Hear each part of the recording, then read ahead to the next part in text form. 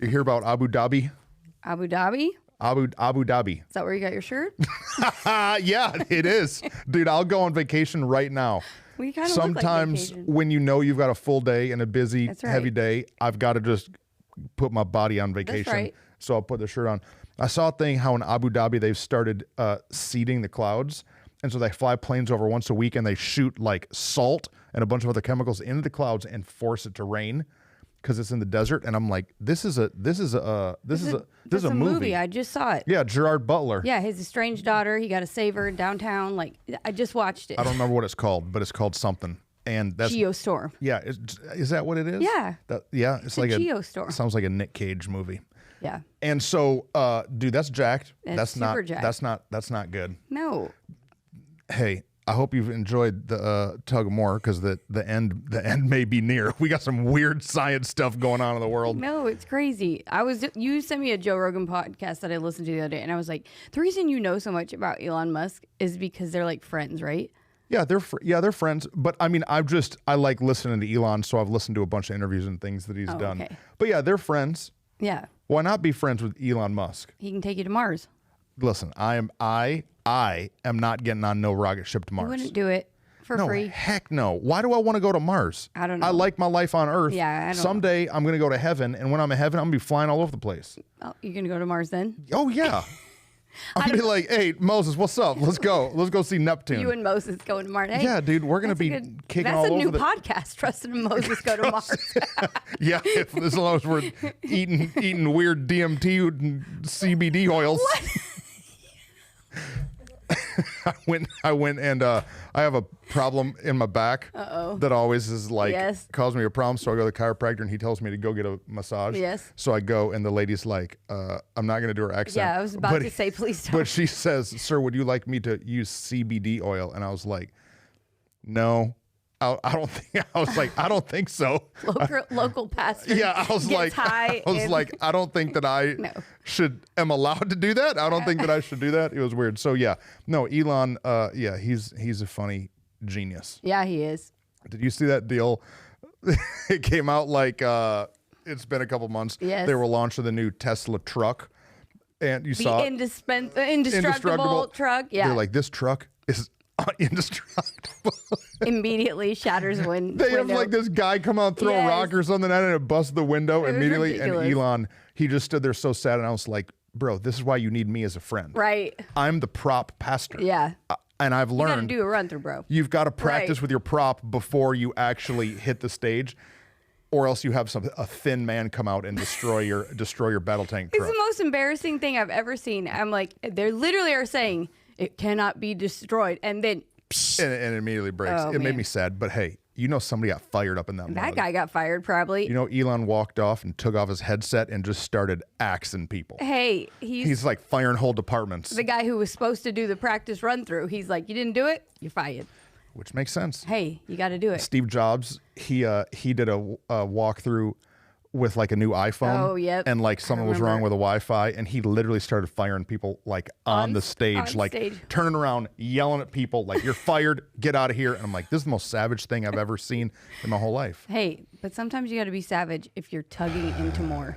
If you're tugging towards more, if you're called towards more, sometimes there's people that are along with you in the journey that they can't take the next step. No. Are we going to talk about that? We should, I guess.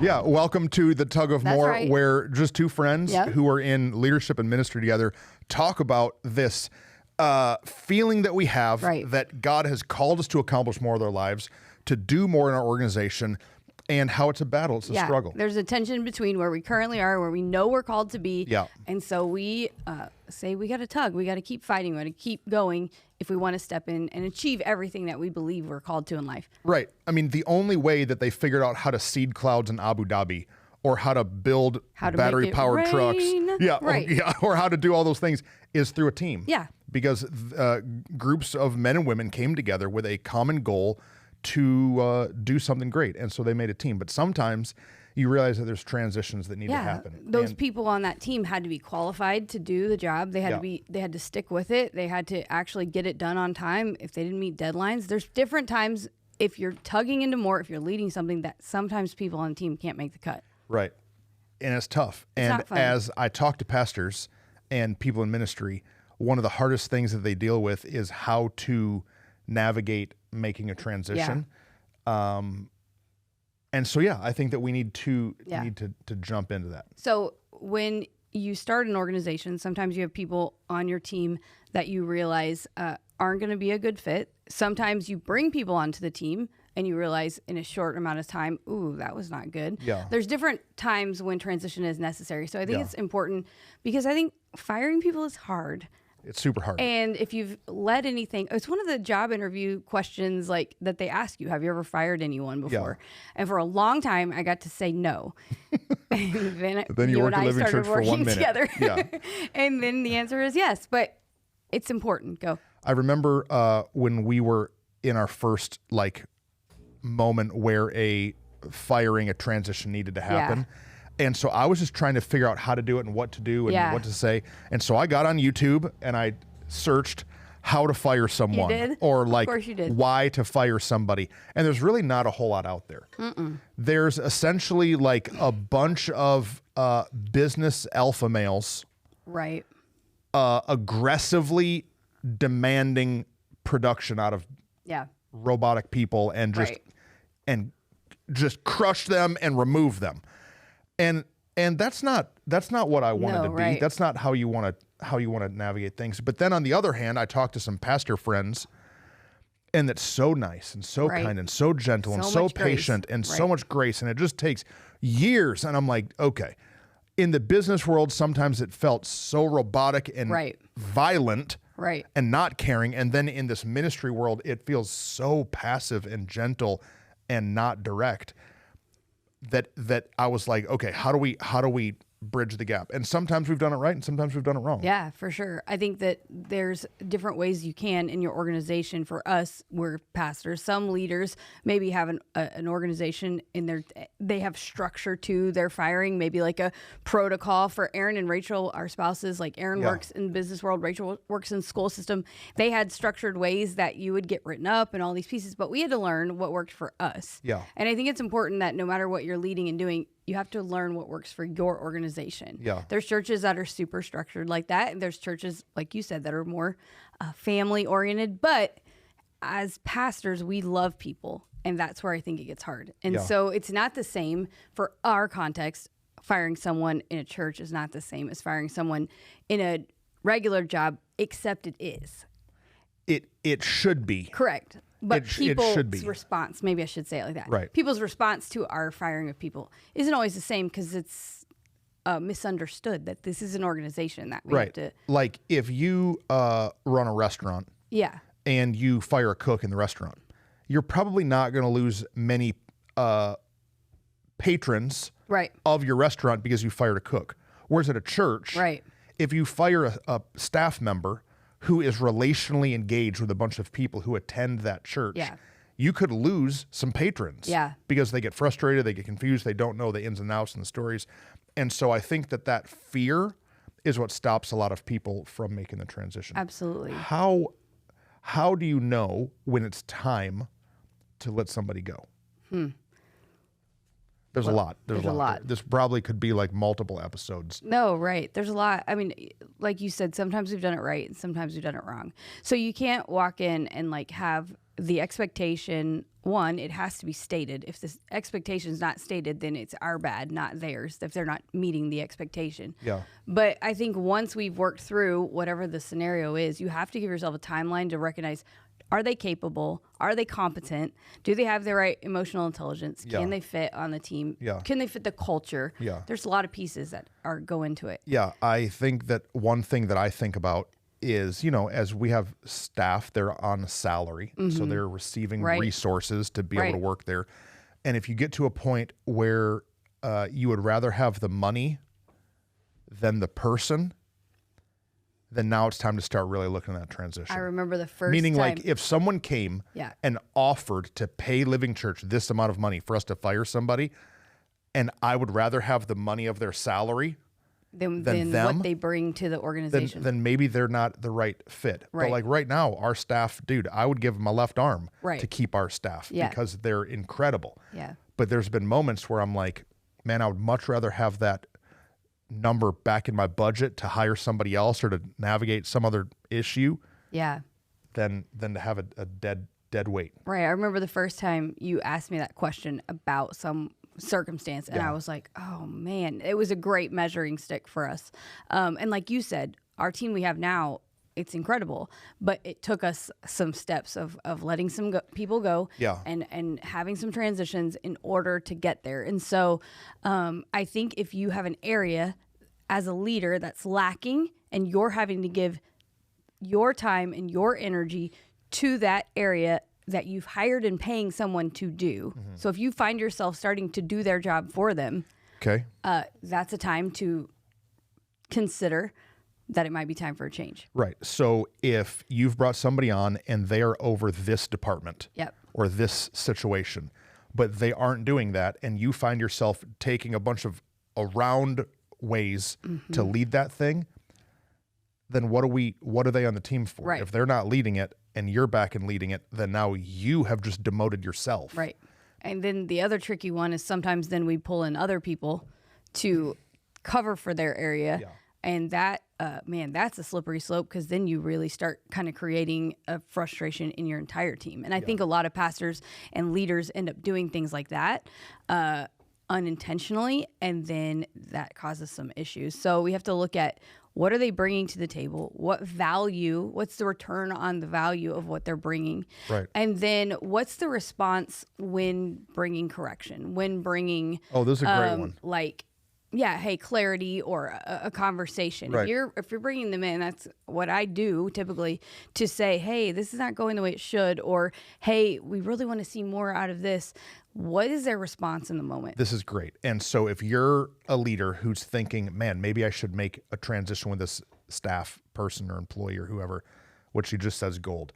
How do they handle the critique? Yeah. How do they handle redirection? Because for us, we say that our number one value, our number one priority as Employee Living Church is, above all else, guard our heart. Yeah. That if we can receive direction and correction, then there's tons of grace. Yeah. But if you've got somebody who is always right, is never wrong, always has an excuse, always is pointing a finger at somebody else, is blaming you, is blaming their volunteers or whatever, and they're unable to swallow and digest and assimilate the correction, then you're not going to really make any progress. No, it's true. And what are other people around them how are they having to act?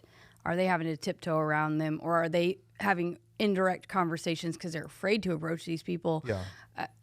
Years ago, we heard something about like the 3 C's of employees or something, and I tried to Google it the other day because we had kind of been character and competency and. But what's funny is when you Google it, there's like 4 different options of what those C's can be, and so it really just matters for your organization. Like for us, our culture is a really important piece. Other than theology, it's the most important thing. Yeah, other than we believe in Jesus and he's the Son of God. Our culture is super important for us. So I think for any organization, you have to go, okay, what is first the most important thing? So you mentioned a restaurant. Yeah. And for them, I would imagine like their competency or capability is real important in who they hire as chefs. For sure. Like they might put up more with someone who's kind of a punk in culture if their food quality is amazing. Excellent. Yeah. Maybe. For us, we've determined that the culture first. Talent, we can hire all day. Yeah. But the culture and the character of somebody matters most. Yeah. We have chosen to stop hiring talent. We've actually fired great talent. Yeah. Because talent with a bad heart or that's against the culture pulls the whole thing down. It does. And now great people don't want to be there. Right. And so if you've got an employee that make it miserable for every other employee, they got to go, man. Like they're pulling the whole thing down. Their talent is keeping great talent from either staying or for coming to be a part. Yeah. No, it's like you could, I'm not a sports guy. It's okay. But if you have the greatest basketball player in the whole world, but he'll refuse to pass. Yeah. he refused to be a part of the team, then he's not that great of a player. Right. We used to, when I was younger in college, we would play Halo. It's a video game. Mm-hmm. And there were, you'd be on teams and have to play capture the flag and all these different games. And there would be some guys that were incredible at this. They would get more kills or more this or more that, but they were only focused on their goal, not the team goal. Yeah. And at the end, like, our team would lose, but they would have all these high stats and be celebrating their stats. And if you've got somebody on your team that's celebrating their stats instead of the team's wins, there's a transition that needs to be happen. We had somebody on our staff that was more concerned with their portfolio they were creating than the need of the ministry. Yeah. No, we are not employed by Living Church to build our personal portfolio. Right. We're employed here to push the organization forward. Well, and what it did was it caused conflict in the overarching goals. So I just envisioned while you're talking about Halo, like at the end of the game, like the room, if you were playing in the room, I know nowadays kids play over the internet. No, back then you had to have cords and TVs all in the same room. All show up together. And like at the end, like I can imagine this one guy like, yes, look at me. And the rest of the team being like, ugh. Like, thanks, dude. Hey, like, punk. If you would have just done your part for the team. Yeah. And so if but you we found that before, where when someone's only chasing their opportunity, their portfolio, their brand, that at the end of the day, at the end of an event, at the end of a Sunday, which is a big piece for us, whatever it is, they might have been cheering, but the rest of the team was like, hey, you left us high and dry. Have we done a episode over our values? No, we should. We should probably do our values, even if we did like a series of our values, to help people understand like how you have to have cultural values. Yeah. And so if in your organization you have certain things that you really adhere to, like for us, one of our values is that we get to do this. Yeah. And it's like, it's really a way that we carry ourselves in attitude, that we do not have to work at Living Church. No. God has not made us subservient employees of him. Right. We're sons and daughters of the King. We are not paid to do this. No, we get to. We have the privilege of being a part of what God's doing in eternity. We get to do this. No, we say it. He could have picked anybody else. Yeah, and he still could. But God could pull a bum off the street and develop them to come and be the pastor of Living Church, and they do it better than me if my heart isn't right. Right. And so that's a part of our culture. And so as we hear people say things like, oh, I have to be there. Oh, I'm so sick of doing, like, those attitudes, you realize, okay, this is contrary to the culture that we're establishing. And so then a conversation has to happen. And that conversation is what we already talked about. Either it's received and there's a shift, or they dismiss it and then maybe a transition's in the future. No, so we'll have to do some conversation about the values, because what we found in the beginning, we had a harder time in those transition conversations because we only felt like the bad guys.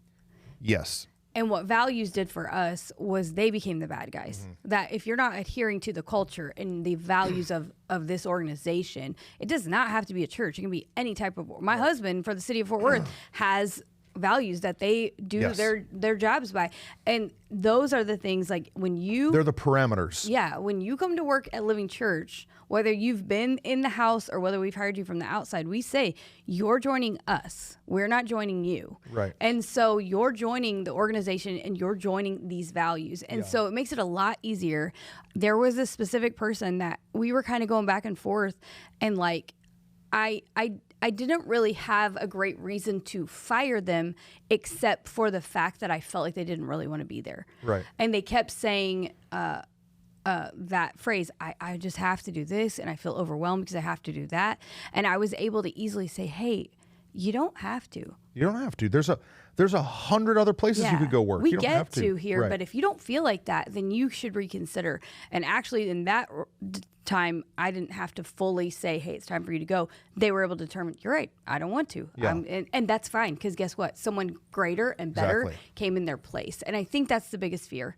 We talked about it on one of the episodes recently, that there was someone, we let it drag out a long time because we were afraid that we could not replace them. We were afraid what they did was more valuable than the chaos that was erupting around them. It wasn't true. It wasn't true. Yeah.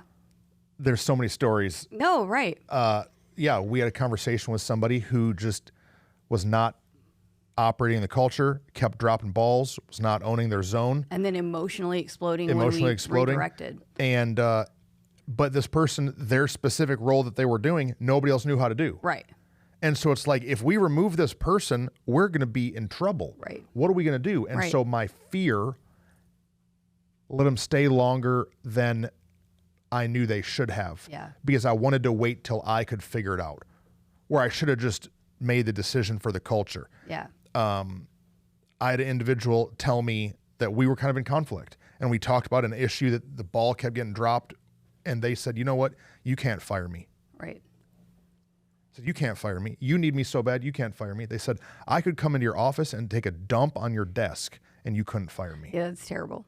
This is a real sentence that somebody that I feel like you may have shared it before. I don't know if you have, but I'm like, it was real. And what also happened is I heard them not just say it to you, I heard them saying it to other people as well. Because now I was green in my in me being the guy behind the wheel, like being the lead guy, like the guy making the decision of it. And so I heard that, and fear in me rose up, and I thought, they're right. Right. They're right. Because if I make this transition, this whole department's going to fall apart, and I don't know how to do any of that, and the church is going to suffer. Mm-hmm. And so I let it drag out for maybe another 2 months after that, and then finally cut the head off the thing. But hindsight, I wish I would have, in that meeting, said like, hey man, I'm sorry you feel that way. Actually, today's your last day. You got to go. And what's funny is now, because then I had to run around and put out a bunch of fires that this person started, because I didn't deal with it in the moment. That's literally where I was going. Is that what we now in hindsight look at, is that the possible outward, physical, whatever consequence for the one day, the one weekend, the one circumstance, versus the emotional tax on us, tax on our team, tax on the other people connected to it, man, is way that far outweighs the 1 week that things might not have gone the way they should or would have without that person. But the other part is we actually never have. We've had seasons where we've made transitions in some of the busiest seasons of our organization, and yet though it could have looked like, oh man, this talent that you've cut now is going to cause this circumstance or this event to go poorly. Actually, it went great. Yeah. And the emotions behind it, man, it went unbelievable compared to what it would have. Because if you've got somebody on your team who is going against the grain of the culture, everybody knows it. Absolutely. It's not just you in your ivory office know that there's a problem. Everybody else who's a volunteer or other support staff knows that it's not going well. And so when you make the transition, you fire somebody or let them go, everybody else thinks, thank God. Right. Thank God. That was hard. I'm glad that we don't have to deal with that person or that situation anymore. Now I'm going to pick it up. Now I'm going to run. Now there's a new breath of energy but when because the changes. The opposite is true. Your team knows, man, our leader won't make a change. They're not willing to do this hard thing. And if they're tolerating this, what else will they tolerate? And we start to tolerate all kinds of things if we're not willing to do this hard thing. Yeah. So people won't make a transition out of fear. Yeah. They won't let somebody go because they're afraid of what it will do to the organization. I think another reason that we won't fire somebody is because we think it looks bad on us. Yeah.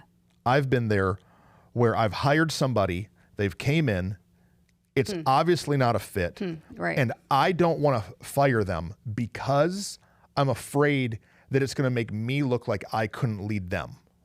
Yep. It's going to look bad on me, like I don't know how to hire people. Right, or I made a bad decision in the first place. I made a bad decision, and so I need to stick to my decision. Do you know what that's called? Pride. Yeah. It's a bunch of pride. Right. And it's caring too much about what outside people are thinking. I'm convinced that a lot of pastors don't fire people because they're too concerned with what another pastor thinks. Or because this person's related to so-and-so and connected to there's grandma over here. And so they just keep leaving scrubs in seats because of a bunch of opinions of other people. Right. Who we should answer to is God and the lost.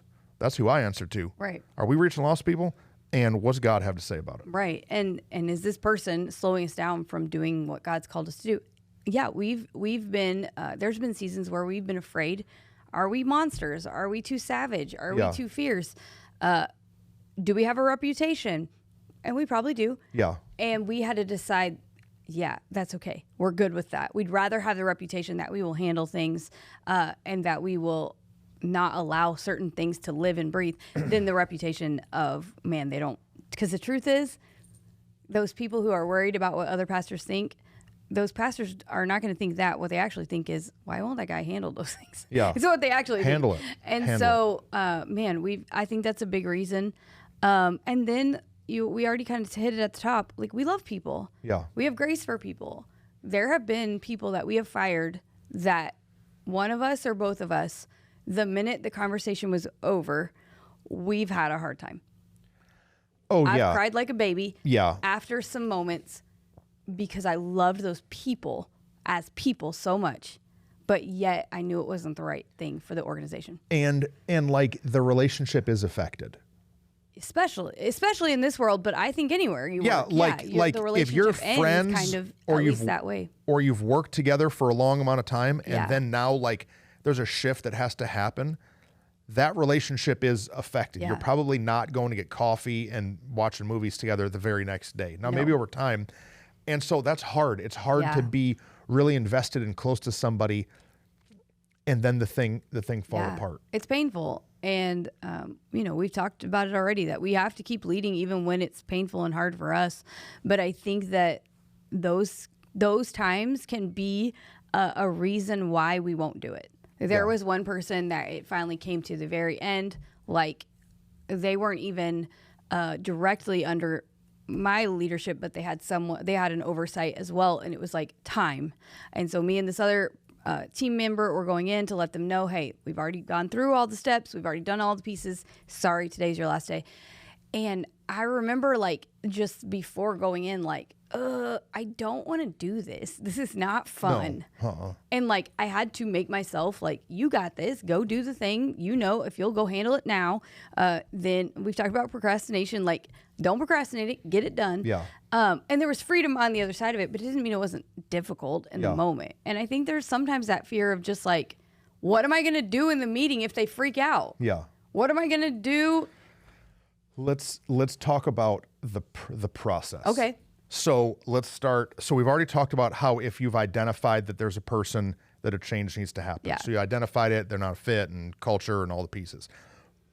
Then there needs to be a conversation. Yeah. And so we've got to have the conversation, see if there's restoration, if there can be something that's changed. And after a certain amount of those moments, you realize that it's not going to work. Right. So like for us, we have now a process of a number of write-ups, a number of things. We have staff sign, like, here's the conversation that we had. Right. I don't know. Where do you want to go to? You want to go to the meeting? Well, I mean, you said the process, and I think that's first and foremost. I'm saying if someone knows they need to let somebody go, let's walk them through the process of how to do that. You don't just get mad at somebody and fire them in the moment. No, that's never happened. I've never done that. That's never healthy. Wanted to. That's never good. Right.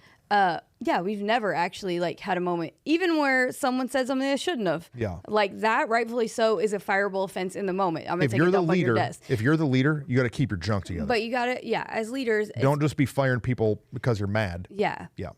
But come up with the right process for you and your organization. So we always say it, like at Living Church, you're never going to be surprised. Right. Now, they might say they're surprised. Yeah. But that's because they haven't been listening. That's their own decision. To not listen. But you're never going to be surprised by it. We're going to have multiple conversations. Typically, they and I will have had multiple conversations. Sometimes you're part of that conversation. Sometimes somebody else on the team that they work alongside or like for, they answer directly to is. But like you said, there's steps and process. Hey, I want to redirect. Hey, this is not going well. Hey, here's what I expect. Here's your goals. Yeah. Here's your growth chart. Here's what we want to see accomplished over the next 3 months. Exactly. Or 2 weeks. Sometimes it depends it's a growth how bad plan. It's going. Right. Yeah. Sometimes it's a growth plan over time. Sometimes it's hey, if you don't get these pieces handled by this date, it just depends on what it is. And then culturally, that piece, if you're not meeting culture, that's a hard and a consistent conversation that is given time, but a short amount of time because we can't let it grow. And so once you've done those steps, whatever that is, for you, that's right. And we're always willing to talk about it. If someone has a question, it's not one of my favorite things to fire, but to help come up with the right plan for people. I would love to help anybody. But you walk into that conversation and you have to be intentional of what you say in those moments. 100%. So anytime we've walked into one of those meetings, first of all, don't fire somebody alone. No, ever. Take a trusted person with you. And so like if I'm letting somebody go from Living Church, Whitney's there with me. Always. Or if Whitney's letting somebody go, that person's direct report. So like Pastor Brent, who's over Next Gen, Pastor Brent would be in the room to just be the other set of ears so that everybody is on the up and up. Right. And so when crazy things get said after why and how they acted and Pastor Whitney was yelling and screaming, there's somebody else in the room that can say, that's not what happened. Yeah. And then, you walk in with a very clear strategy. Yeah. I've learned that less words are better. Yes. In 5 years ago, in the beginning, my dad, he told me, he said, Truston, your words are bullets in their gun. Meaning, if I go into this conversation and I give all of the reasons why and all of the detail, and I try to do if my mind's already made up, it's already made up. Right. But if I go in and try to do a full rehash and try to get them to understand why they're getting let go, all I'm doing is giving them ammunition to run around the church to shoot me with. So like we say, hey, thank you for your service here at Living Church. We've been in a process for the X number of weeks or months or year of restoration and to get on the same page. And it's become apparent to me that this is no longer a fit. Right. And so we've chosen to terminate your employment. And so today, effective immediately, is going to be your last day. Yeah. Let that sit for 10 seconds so that people can digest and understand what just happened. Right. And say, so here is the transition plan. Yeah. Here's your compensation package, which we have I regret how much money we've given in compensation through transitions. Yes. Over the years, because we want to be too nice and kind and generous. Yes. So here's the compensation. Here's the timeline that's going to happen.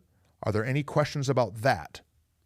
No? Okay, they got it. Now, if they go full on emo crazo, then you got to end the meeting and then have a follow-up. But hopefully they already see that things are coming because you've already been having some good lead-up moments. And then there's a couple questions that have to be answered. Right. What are we telling the organization? Right. What's the process of, because of the organization we lead, there are lots of layers of people who have to be informed. And so we're very clear. A lot of times, even in the beginning of now, we've learned that when we hire someone, we're intentional to explain that to them now when they're hired. Hey, if that ever happened, here's how we kind of handle those things, because we want it to not be a surprise. These are, even though it's been processed, these are shocking moments for people. And so we want to help them handle this the right way. We have a separation agreement that every person signs because we're kind and always give some sort of severance to people. As long as it goes amicably in those moments, you'll continue to get your severance. And we have to be very wise with how we shepherd the people of the house that we lead. So as pastors, that's why it's so important that the understanding of how we communicate to everyone is done well. The communication is super important. And so the person being released, they're clear on when people are being talked to. Right. And when they're allowed to talk to people. And then we're walking out understanding how we're explaining what happened. Yeah. Because there's the story that's told, that's true, but then there's the nitty-gritty of what really happened. Right. And what we've learned and decided to not do is to throw mud on people. Right. And so we've had to release people for moral failures, and nobody even knows that. Right. We've had to release people for telling lies. Right. And for being manipulative. We've had to release people for theft. Right. We've had to release people for infidelity in their marriage. Right. We've had to release people for all kinds of things, but we don't go and tell that. Right. No. We just let people know. Basically, we tell the church or we tell other kind of key leaders. Lead, Like, man, us and so, we've been talking about this for X amount of time, and we just felt like it was time for a transition. And so we bless them as they go. Yeah. There's no reason to try to throw a bunch of money. No. What good does it do them? What good does it do you? What good does it do your team? Right. If we let somebody go, and then I show up in staff meeting the next week and talk about what an idiot they are to the rest of the staff, you know what the rest of the staff does? They don't trust me anymore. Right. Right. Because they're like, well, what are you saying about? What's Pastor Truston going to say about me? Mm-hmm. I think that can be a temptation, though, because it's hard we want to and defend because ourselves. It's painful. We want our team to know, oh, no, I love you. It's not going to happen to you because they were just dumb. Yeah. And then also, we know that there's other words being said, and we want to counteract the words being said and be like, no, that's not what happened. Here's what happened. Yeah. But we've learned that, like, one, truth always comes out in the end. Yeah. And it's not our, like, God's the jury and the judge. We don't need to be the one that, like, says all the things. But it's hard not to. There was a time where someone was let go in a season, and we again gave lots of severance way past the beginning of the year, way into the spring, and they told their parents that we cut them off and they couldn't buy Christmas for their kids. Right. And it was like such a heartbreaking, like, no, that's not what. That's not true at all. And that's so that's literally all we said was, actually, that's not accurate, and we give them severance through this month, and that's all we could say because we couldn't really say anymore. But it's hard when you feel attacked or you feel like I did the best I could, but that's what being a leader is. And nobody's ever going to be happy if something's taken away from them. Correct. If someone came and take my cup, I'm not like emotionally attached to this cup. I don't care about this cup. But if some dude came in here and took it from me, I would now be mad that it was taken. I care a lot about my cup, so I would be mad. I'm saying I'm just teasing. Anytime we take something, people are going to be upset about it. Mm-hmm. And so if you take away their employment, even if they know that they should be fired, even if they hate you and don't want to work there anymore, they're still going to have a bad attitude about it. Absolutely.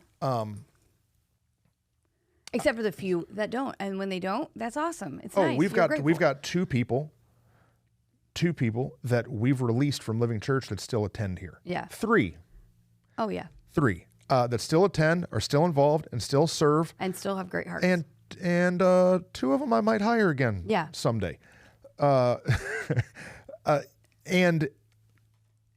that's because we did it well, and because when we got to the moment of, like, doing the deed, they already knew it's not a fit. It's not going to work. Yeah. No, it's good.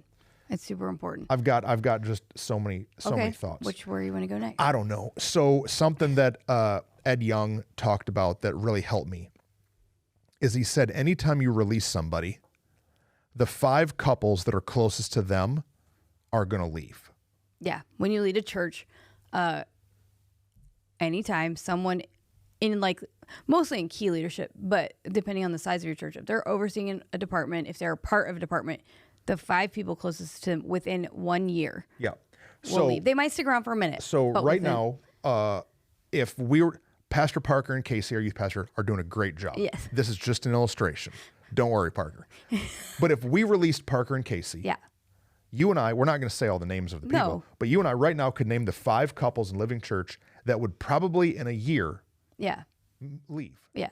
They would be so upset, so confused, so mad that they would then they would leave the church. Right. And so whenever we've made a transition, we think through who are those 5 couples, and we do our best to mitigate that. Yeah. And then we know it's going to happen. Yeah. And sometimes it's not the 5 that you think, but it's another 5 because they had an inroad and they said something and they believed it. And we used to spend a lot of energy trying to wear myself out, or to try to help explain or to try to bring them in. But we just have to determine that, like, emotions are what they are. And while Jeff Bezos is not, like, losing a bunch of customers when he fires certain employees, that's just the nature of the job that we do. Yeah. And we had to be okay with it at a certain point. Like, right? I mean, we used to be super devastated.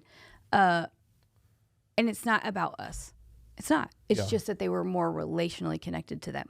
Yeah. And that's okay. something Aaron said a long time ago to us was like, hey, these people love Jesus and like their really relationship with Jesus is still intact. Yeah. Don't try to come in and like, we don't need to come in and try to mess that up in any way, shape, or form by trying to get them to stay, but just to understand, hey, God's got them. They're God's, and He's going to take care of them. They had Jesus before they met us. Maybe they didn't, but their relationship now with God is intact, and they're going to go and be blessed. And so we've determined to really bless people as they go. Yeah. And it's a way better emotional state of life for us now. Yeah. To release people in the timely manner. Because we used to do that too. We used to let it spend so much emotional energy for us. Or we would wait until we had the answer. Oh yeah, that's and true so too. like we would keep limping the thing along until we knew who we were about to hire the day after. It was like we wouldn't break up with our girlfriend until we had another girl on the side. That's not good for anybody. No. And so like you just sometimes got to make the transition before God will bring the next one. And around. we found that a lot of times. And sometimes that's a rebound relationship, and those aren't healthy either. Correct.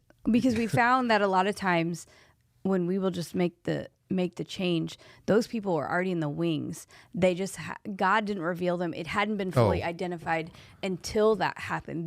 This was actually keeping that from being revealed. And so God's always good to provide. If we trust Him for all the things we trust Him for, of course we can trust Him for our employees. Yep. So many pieces. You know, I don't like talking about it because the church is supposed to be a place that's safe. Yeah. And people feel protected Right. and a part and a family. And then like this is one of those conversations that we realize the church is a business. Right. It is an organization. Yeah. And like my job is not to pay staff so they feel happy. Right. My job is to pay staff so that they can accomplish the mission. And I hesitate talking about it because there are a lot of people who've been hurt by the church. Yeah. Like there's people that are going to be listening to this podcast that they got fired and they're mad and angry or upset.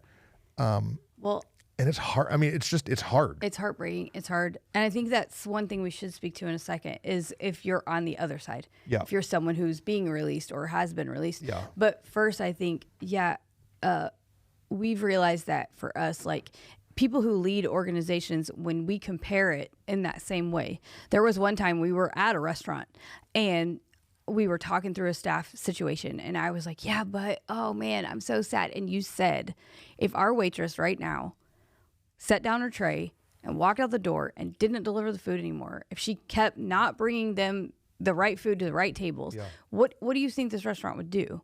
And we were both like, right, they would tell them they can't do the job. Yeah. And so we've had to determine that. And sometimes we call people that are not relationally super connected to people, but just they have a question. How does this work? And when you explain, it's an organization. If they didn't show up to work, it's really easy to make Sunday for us, for people to think, oh, they're doing a great job. But like our job is more Monday through Friday. More than talent. It's what happens during the week. And so,